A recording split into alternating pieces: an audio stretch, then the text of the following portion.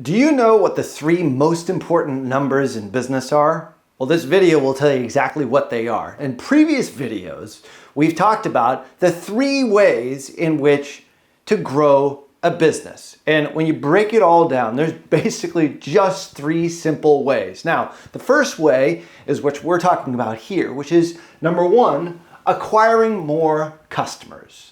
You can grow a business by having 100 customers and then multiplying it to 200, to 1,000, to 10,000. If you continue to do that and service them well, you should be able to grow that business. Now, the second way in which you can grow that same business, this is like adding gasoline onto the fire, is by enticing them to buy more when they buy from you.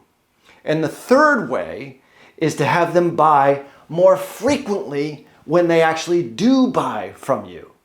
So in our previous videos, we've talked about a hypothetical example where we actually figure out all these sorts of things when it comes to acquiring more customers and figuring out exactly how much you can pay to acquire a customer. If you're marketing online, acquiring more customers is typically the most common approach. All I need is more customers in which to grow my business. However, how much do you actually pay to acquire that customer? This is where a lot of businesses, a lot of marketing executives get a bit confused. And it's a simple formula which comes out to the three most important numbers in business that you absolutely have to know in order to market yourself successfully online. The first number is lifetime value, or LTV. This is your total sales in a set period of time, let's say a 12-month period, divided by your individual customers in that period.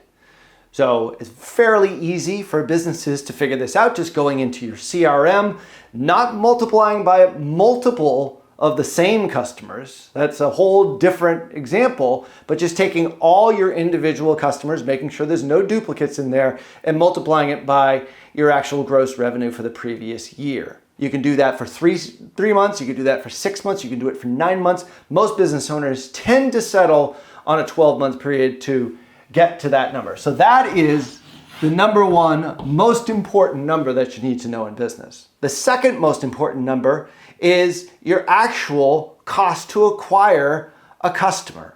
Now, in previous videos, we went through this with relation to what's your desired profitability. So the way in which you actually figure out how much you can pay to acquire a customer is you just do some simple math. So you take the lifetime value of a customer, which in this case is maybe $2,000. You take away your refunds, which maybe is about 10% at $200. Then you take out cost of goods sold, which is anything and everything relating to the manufacturer, the delivery of that particular product or service. In e-commerce, it's how much you pay for shipping, warehousing, the actual physical elements that go into the physical good. In the digital marketing space, it might be your web hosting, it might be maybe certain people on your staff that might be related to either your coaching business, or maybe they man the phones, or do customer service, all that stuff. So anything related to the delivery of the service, of the goods or the service, is cost of goods sold. The next thing you subtract is your overhead.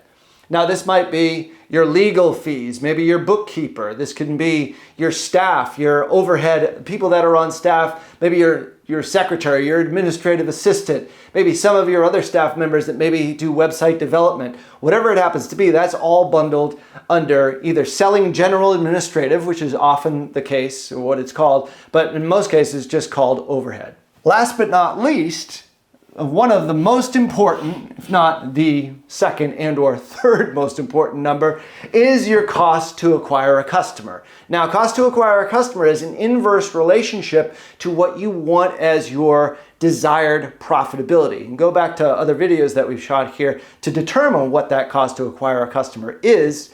But in this particular case, we had a cost to acquire a customer, which is $400. And this is the second most important number in business.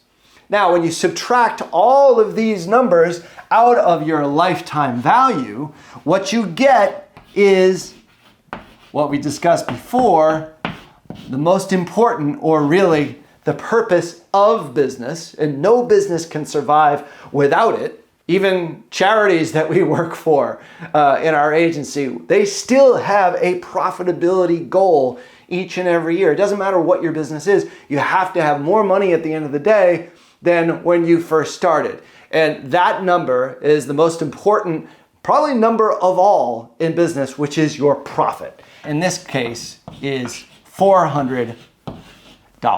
And that is, even though it's number 3 here of the most important numbers, for me it's actually the most important number, because without that profit, the business can't survive and thrive.